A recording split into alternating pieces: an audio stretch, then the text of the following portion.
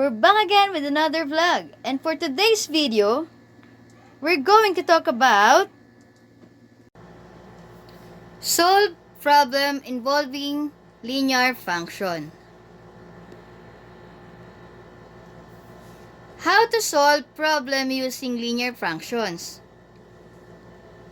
Translate verbal statement into symbols using linear equation, then convert it to linear functions. Okay. Number 1 or problem number 1. Liam rents a bicycle in the park.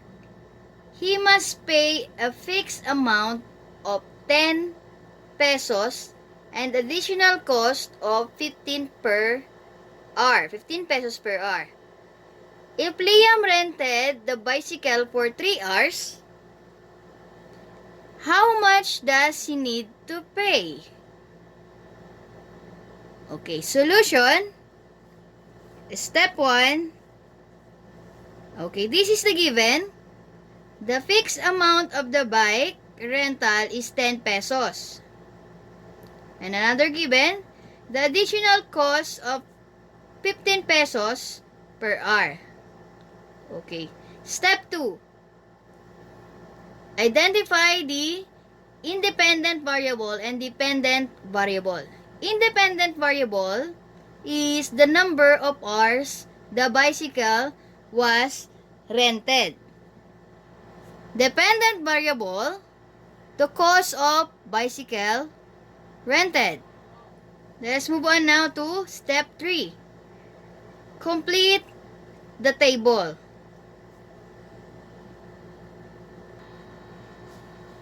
Okay, sa first column natin, meron tayong if x is a number of hours, then y or f of x cost of bicycle rental. Okay, if we have 1 hour, the cost of bicycle rental is equivalent to 25 pesos. Okay, solve natin yung mamaya. And then if 2 hours, what will be the answer? And what if in 3 hours, what will be the cost of bicycle rental?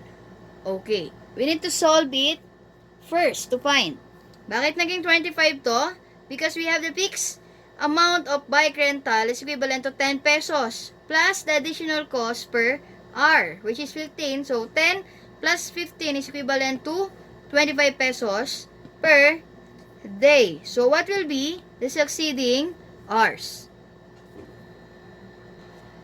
Okay, for 1 hour, we have a linear function f of x is equivalent to 15x or this will be the additional cost and the x will be the number of hours. So, plus 10. 10 must be our fixed amount. So, we need to solve if we have 1 hour, which is we need to replace the value of x into 1. Okay, solve natin. So, we have 15 multiplied by 1 plus 10 and equals to 15 times 1 is equivalent to 15 plus 10 equals to 25. So, this must be the answer for 1 hour. The cost for 1 hour is equivalent to 25 pesos, which is nakita natin kanina in our table. How about in 2 hours?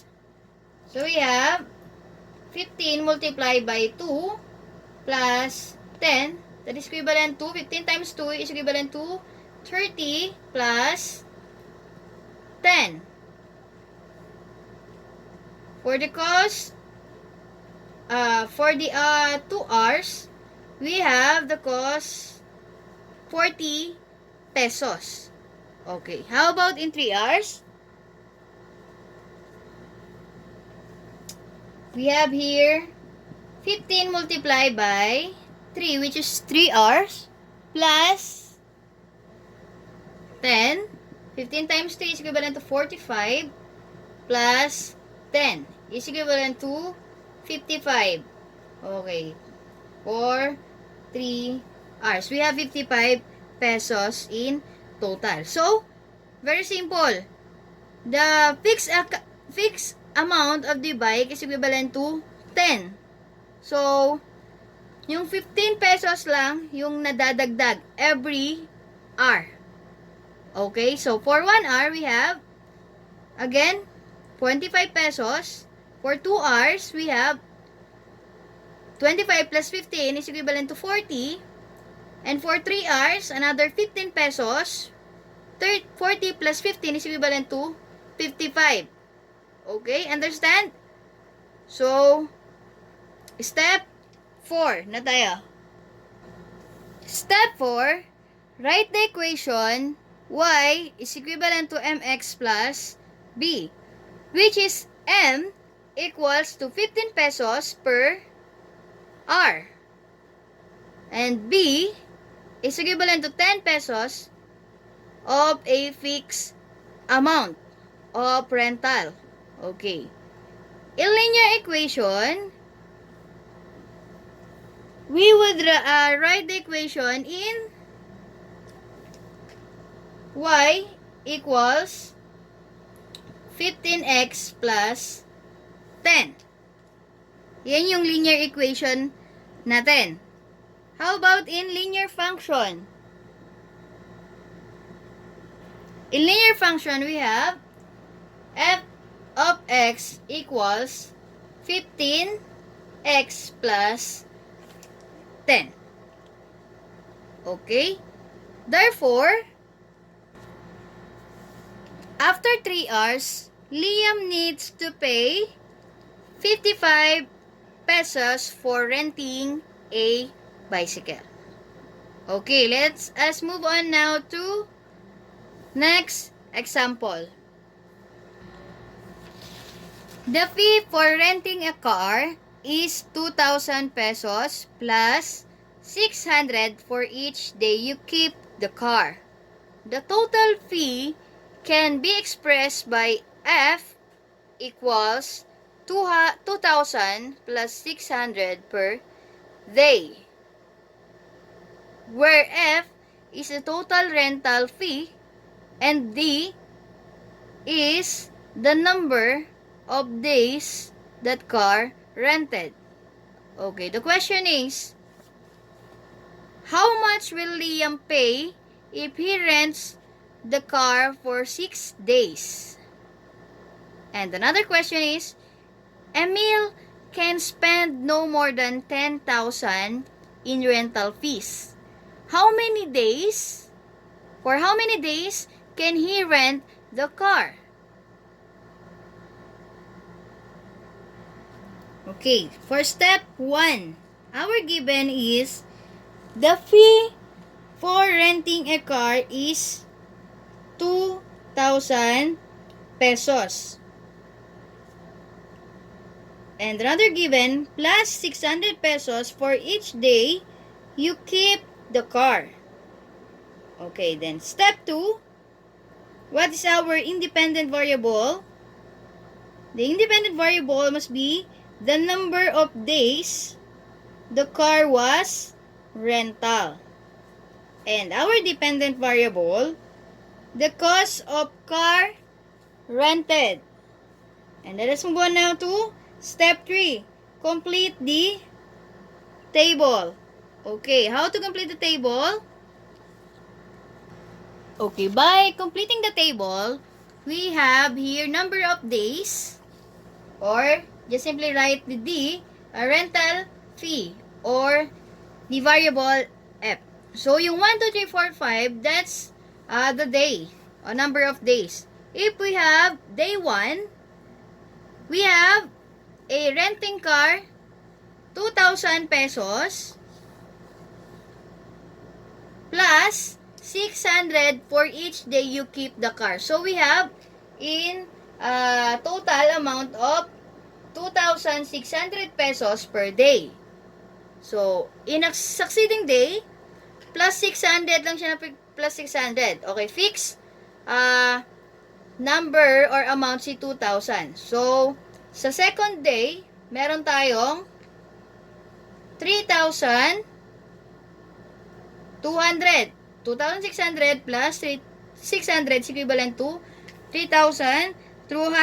And plus lang ng 600, so meron tayong 3,800, 4,400, and 5,000 in 5 days. Yan yung mga babayaran natin sa pagrenta ng ating car.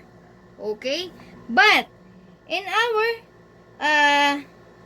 step 4, write the equation y equals to mx plus b. So, what will be our equation? The equation will be write in linear equation and in linear function. So, meron tayong equation y is equivalent to mx plus b.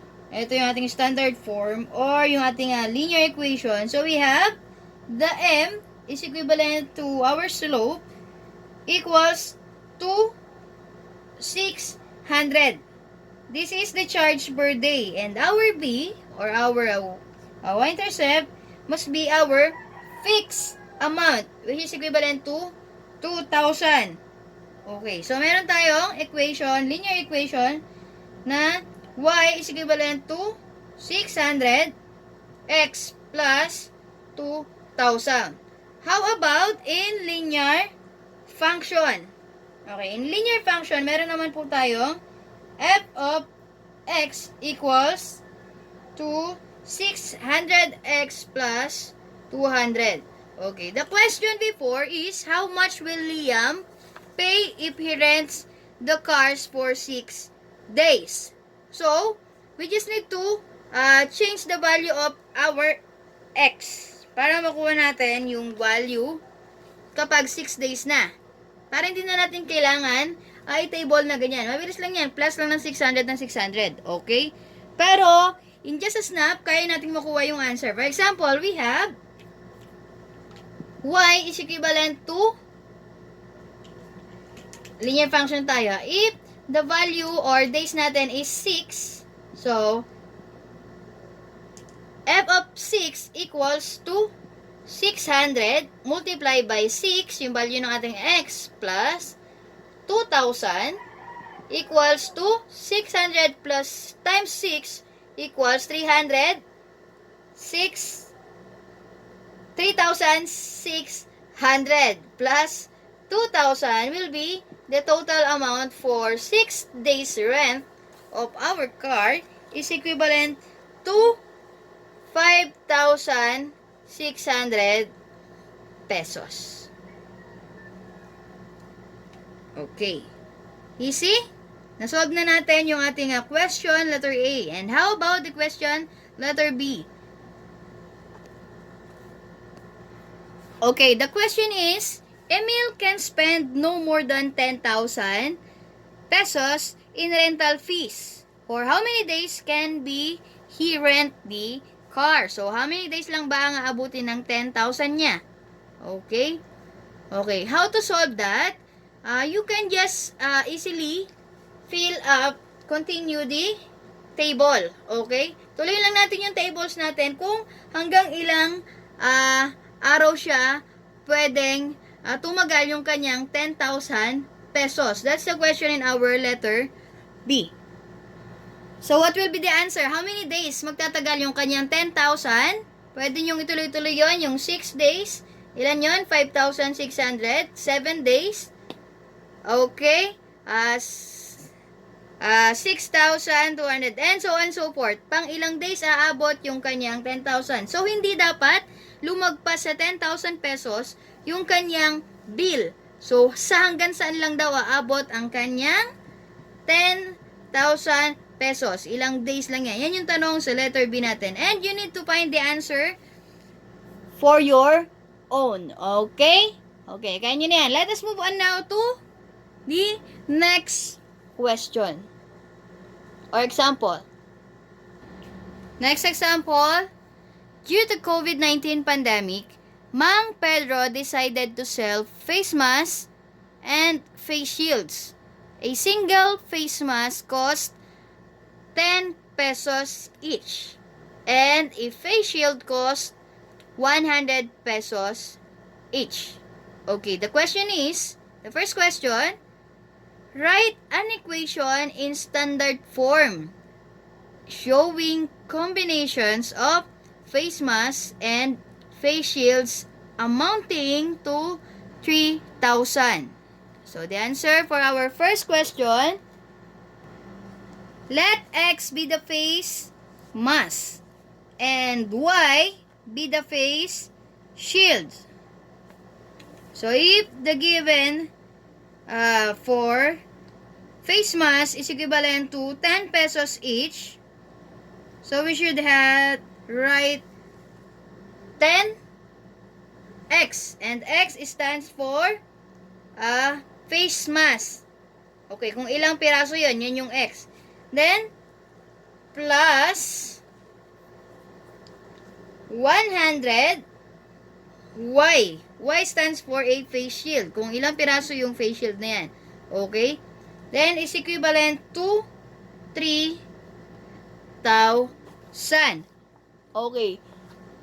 This must be our equation, but not yet in standard form. Ito equation natin. Write an equation in standard form.